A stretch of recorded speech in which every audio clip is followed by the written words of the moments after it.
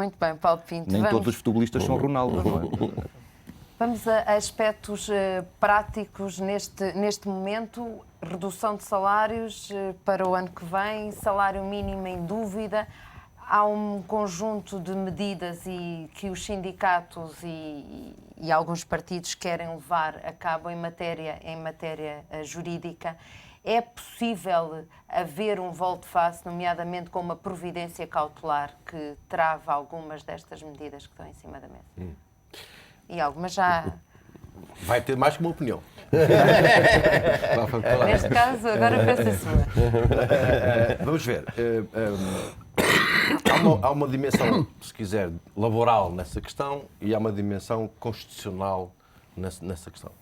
Do ponto de vista estritamente laboral, o que a lei diz, quer a lei do contrato de trabalho privado, digamos, para o emprego privado, quer a do emprego público, é que é proibido diminuir o salário, mas essa proibição dirige-se às próprias partes, quer dizer, dirige-se ao empregador e ao trabalhador.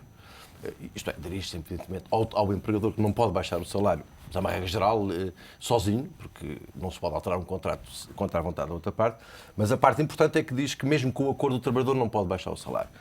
Essa proibição mantém-se e não é tocada por isto. O que nós temos aqui é o Estado, que vem de fora, e diz baixa o salário. Permita-me só aqui dar uma opinião da parte utilizadora, mais uma vez. Eu creio que o problema, outro dos problemas, é focar-se muito nestas questões jurídicas, esquecendo-se a função económica da questão. Não pode haver trabalhadores sem haver empresas. Estamos de acordo sobre isso. Para haver empresas, as empresas não têm que dar lucro permanentemente. Há anos em que podem dar prejuízo. Quando dão prejuízos, têm certamente que ajustar o seu fator económico de trabalho à realidade da nova empresa.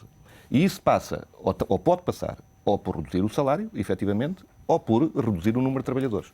Quando isso não acontece numa empresa, num tecido empresarial como é o português, em que o custo do dinheiro é muito elevado e, portanto, as empresas não têm capacidade de ajustar pelo nível do... O problema... Eu estou de acordo consigo, mas note, quer dizer, a questão... Eu vou ter que depois falar sobre isso. Eu vou deixar... Estamos mesmo no final do tempo. Agora, Só para fechar. Portanto, eu, do ponto de vista da legislação laboral, não vejo qualquer problema nesta legislação. Do ponto de vista... Há outra questão, que é uma questão constitucional, é uma questão de igualdade, de tratamento entre todos os trabalhadores do setor público e privado, e é eventualmente uma questão até, eu diria, parafiscal, porque, no fundo, há ali um aspecto de saber se até que ponto aquilo funciona como um imposto ou é quase um imposto. Enfim, é uma forma de imposto. E, portanto, eu não... agora, respondendo à questão, é possível que os tribunais venham... Eu tenho muito medo, devo dizer. Tenho muito medo, isto é, não é medo. Isto é, tenho muito receio do que é que pode acontecer, porque eu acho que isto foi uma medida que, se calhar, não sei se foi bem preparada, não faço ideia. Agora, o que eu receio é que é uma medida que se os tribunais,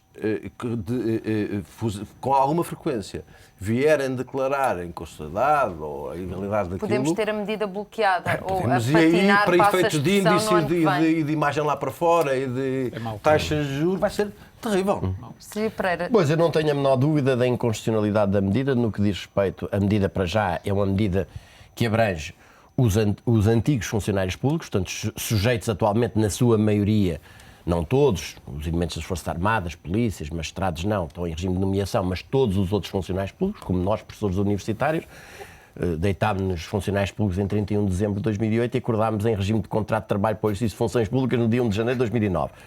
Quer para esses trabalhadores, quer para os trabalhadores das empresas do setor empresarial do Estado. E, em meu entender, é clarissimamente inconstitucional, e a vários títulos, que através de uma lei do orçamento se venha alterar unilateralmente e autoritariamente o conteúdo de relações jurídicas perfeitamente estabelecidas, ao abrigo de cuja estabilidade as pessoas fizeram as suas opções de vida, orientaram, adquiriram ou não adquiriram, definiram fazer isto ou fazer aquilo outro. E para os novos devia ser possível? Não. Em meu entender, a solução não passa por aí. E, repare, mesmo os constitucionalistas que têm, digamos, que têm alguma simpatia constitucional para esta medida, a procuram sustentar com base na excepcionalidade e na necessidade desta medida. Ora, a necessidade desta medida está por demonstrar. O próprio parecer aprovado pelo Conselho Económico e Social o diz muito claramente. Quer dizer, quando o Estado enfiou 4.500 milhões de euros injetou 4.500 milhões de euros que saíram dos impostos pagos pelos cidadãos para cobrir os resultados da gestão fraudulenta na banca, quando há uma empresa que faz uma mais-valia de 7.500 milhões de euros na venda de uma empresa de que era titular, que é o caso da PT, e essa mais-valia escapa completamente à tributação, não há, além de não haver fundamento jurídico, não há sequer autoridade moral para chegar junto a um trabalhador que vive do seu salário. É porque o salário não é um elemento contratual como outro qualquer. É o elemento de subsistência de alguém e que o definiu com base numa relação contratual. E, portanto, em meu entender, bem, quem anda à chuva molha-se.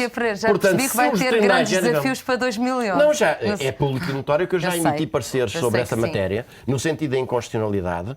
Acho, a meu ver, que os tribunais, se vierem a declarar, o fazem em conformidade com a lei e com a Constituição e não nos devemos alarmar com isso, porque nós não vivemos no Burkina Faso, vivemos no Estado de Direito Democrático e isso significa que o Estado, mesmo em situações de aperto económico, tem de agir de harmonia com a lei e com a Constituição e não pode fazer as coisas conforme aos titulares do poder aprover. Paulo Henriques. Eu só queria pronunciar-me ou referir uma questão que referiu, que é, ou que foi referida na mesa, que é a questão dos preços competitivos espalhados na globalidade e entre países. Só que há um aspecto que é aquilo que eu me bato e que digo sempre em vários espaços e nomeadamente junto dos meus alunos, quer de mestrado, quer de doutoramento, que há uma coisa que eu procuro que eles fiquem muito vincado na cabeça, que é tudo isto começa em definirmos claramente o que é que andamos aqui a fazer, que é o que temos estado a discutir, o que é que andamos aqui a fazer. E a questão é, se nós andamos a discutir competitividade dos fatores de produção, nós seguramente vamos encontrar sempre, e eu aqui permita-me discordar, eu não acredito que nós consigamos nivelar uniformemente, porque se nós assentamos a competitividade nos fatores de produção, há uma coisa que vai acontecer de certeza. Há sempre alguém que vai ser mais competitivo que nós. De alguma forma, quem estiver mais aflito vai baixar o preço. É uma regra, como dizia, da oferta e da procura.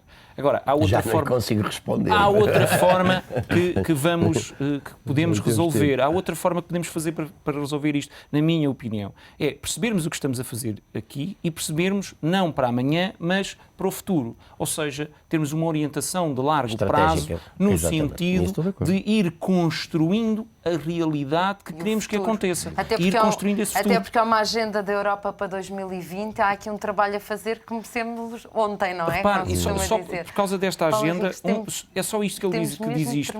Crescimento inteligente, sustentável e inclusivo. É a divisa desta agenda. E, reparem, e isto implica uma visão estratégica. No âmbito da União Europeia, no quadro atual, está-se mesmo a ver o que é que isso vai representar. Meus senhores, muito obrigada pela vossa presença nesta Comissão Executiva.